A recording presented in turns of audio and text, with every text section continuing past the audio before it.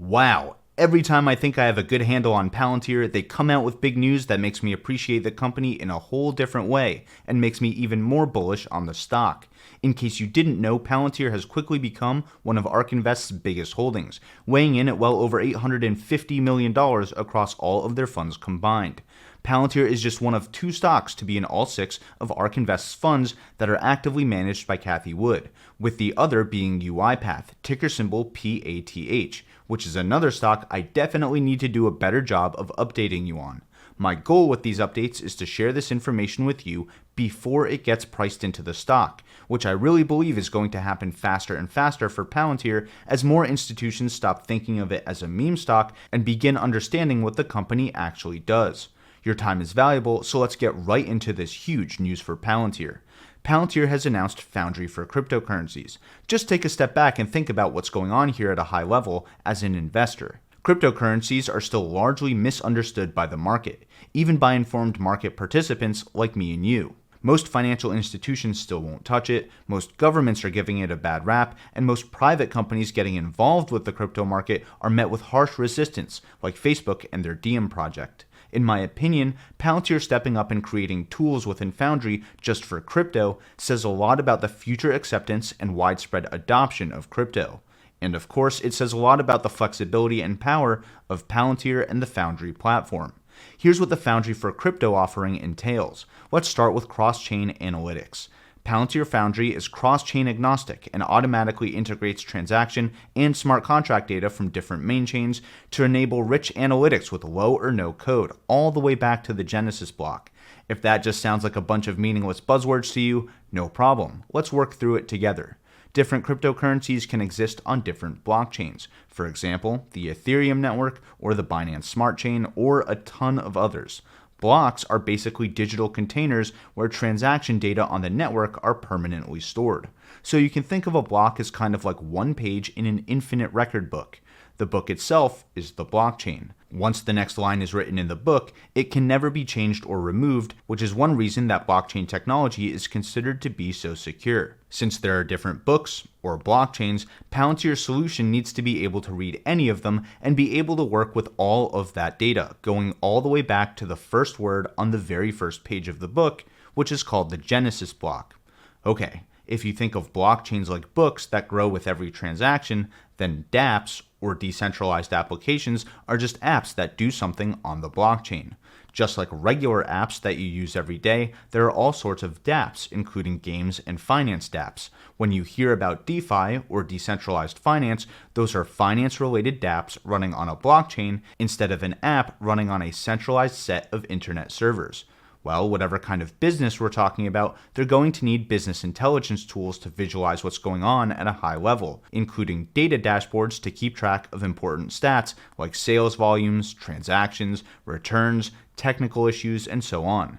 Seeing the stats on all of these things allows business leaders to make business decisions like where to focus resources to grow, where their user traffic is coming from, how their current products or services are performing, and what kind of new products and services would make sense to launch, and even where their potential risks are so that they can take actions in advance to mitigate them.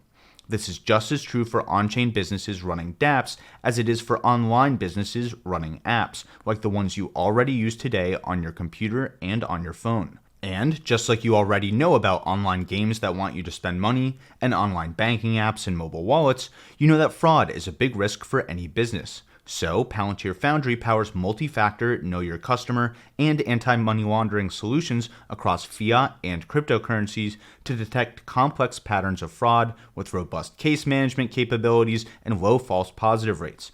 Again, let's just break it down at a high level. When you spend money in a game, you're converting dollars into a different currency. Roblox has Robux, Fortnite has V-Bucks, World of Warcraft has gold. Sometimes these gaming companies have a separate currency or credit system at the store level as well. So in the case of digital games, fraud can happen involving dollars, exchanging dollars to store credits, spending store credits on something in a game, exchanging store credits for in-game currency, or somehow fraudulently spending that in-game currency. And if you can figure out how to trick the system at any one of these layers, you can extract money back into the real world because all of these layers are connected. Not that I would know anything about that personally. So, Palantir can help businesses build up case files based on these complex patterns of fraudulent activity and help flag potential fraud without getting it wrong too often. Instead of the digital store currencies and in-game currencies I just mentioned, this piece of Palantir's Foundry works with digital cryptocurrencies and the fiat currencies you can exchange them for. I'm sure the nuances are different, but I'm just trying to show you that as an investor and at a high level, you really can understand most of what's going on with Foundry, even for a crazy new application like cryptocurrency by a company that the media always seems to claim is shrouded in secrecy. I think it's easy for the mainstream media to point to a company like Palantir that does a lot of work with the government and say it's a spooky and secretive company, using that as an excuse to not really understand all of the parts that we can and do see. So if you're interested in actually learning more about the different parts of Palantir, I've put all of my content explaining it in one convenient playlist for you. I'll leave a link to that in the top right-hand corner of your screen right now, and in the description below as well. Also, comment below or tweet me at tickersymbol with your thoughts on Palantir supporting cryptocurrencies. Does that surprise you given the government's current stance on crypto and your own sentiment about it? Did you see this coming? What do you think are some other future use cases that we could see Palantir's Foundry support? I'm excited to hear your thoughts.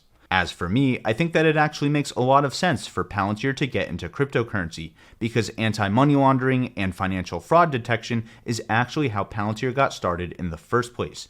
If you didn't know, Peter Thiel spun Palantir out from PayPal's anti-fraud technologies around the time when PayPal got sold to eBay in the early 2000s. They realized that the same techniques that help people track online fraud could be used to stop terrorism and other forms of bad online activity. That's what I think a lot of Palantir's different applications have in common. They build a deep understanding of what normal activity looks like and then accurately detect activity that looks abnormal. Foundry for Crypto just extends that toolkit to cryptocurrency, which brings me to the heart of my investment thesis on Palantir. This isn't just about cryptocurrency. In my previous update on Palantir, I said this: I think investors and analysts aren't really seeing the forest for the trees with these news items. Palantir is adding blockchain-focused use cases to their Foundry platform thanks to Elementus. If they can handle that, I'm hard-pressed to think of a use case that they can't handle. The reason I said that was because Palantir made a press release about the second cohort of companies to join the Foundry for Builders program, and we saw a blockchain analytics company called Elementus on the list. Like I said at the start of this episode, these news items are changing my investment thesis on Palantir because they're showing me the commercial use cases that Palantir is choosing to support, which could give us hints about future capabilities inside Foundry, just like this one for crypto. So if we look at the rest of this list, guess what we find?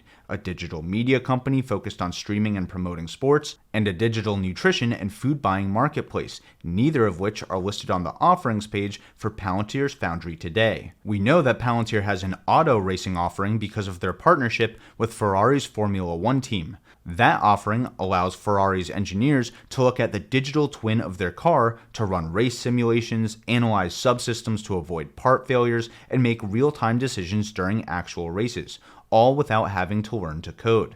That auto racing offering for Foundry is probably going to lead to a lot more generalized set of tools focused on transportation and connected vehicles, thanks in part to their partnership with Wejo, a company that runs a data platform for securing, accessing, and sharing connected vehicle data at a global level. But maybe the sports part of auto racing with Ferrari, combined with what they learned from working with the European Cricket Network, could also lead to more real-time video or media analytics tools inside Foundry. Likewise, maybe now that FoodSmart is a part of the Foundry for Builders program, combined with the existing health and sciences offerings within Palantir Foundry, Palantir could add new tools specifically for food and nutrition.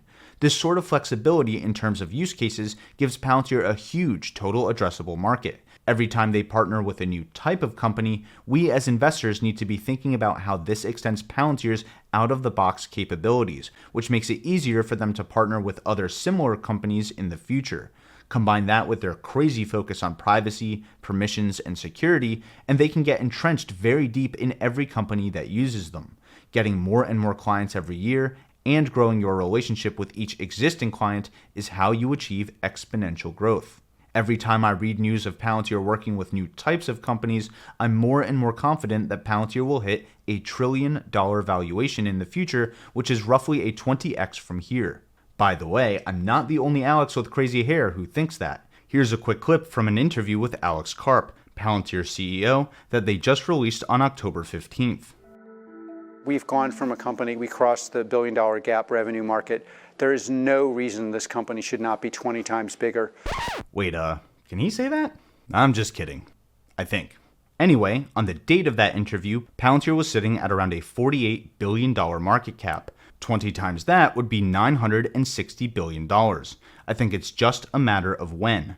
I'm not saying that Palantir will be a $1 trillion company tomorrow, but I am starting to think that it could happen within the next decade, which would be a 35% compound annual growth rate over the next 10 years. It doesn't sound so crazy when I say it like that, does it? That's why Palantir is going to have a top spot in the $100,000 portfolio that I'm opening on public.com when this channel hits 100,000 subscribers. I know, you're on the edge of your seat. I'm building that portfolio from scratch to compete directly with ARK-K, ARK Invest's flagship innovation fund, which also holds a lot of Palantir stock. I hope to run this investing project for at least the next 5 years, which is ARK Invest's time horizon, or as long as it takes for me to admit defeat. So if you're interested in jumping on that wild ride with me, consider liking this video and subscribing to the channel with all notifications turned on. That way you'll be the first to know when I come out with more coverage like this, as well as exactly what I'm putting in that portfolio each and every month. I'm actually already starting to build a few positions in that portfolio right now, including Palantir. So if you'd like access to those trades as they happen, instead of waiting for my monthly portfolio update, consider supporting the channel as a patron on Patreon or a channel member right here on YouTube. Your support makes this channel and all of these crazy investment projects possible, and that means the world to me. And whether you're looking for a new home for your own portfolio or you just want a different way to support the channel, you can go to public.com/tickersymbolu and you'll receive a free slice of stock worth up to $70 when you fund your account. Public.com has no account minimum to get started, so that's a win-win if I've ever heard one. I'll leave a link to that exclusive offer for you in the description below as well. Thanks for watching, and until next time, this is Ticker Symbol U. My name is Alex, reminding you that the best investment you can make is in you.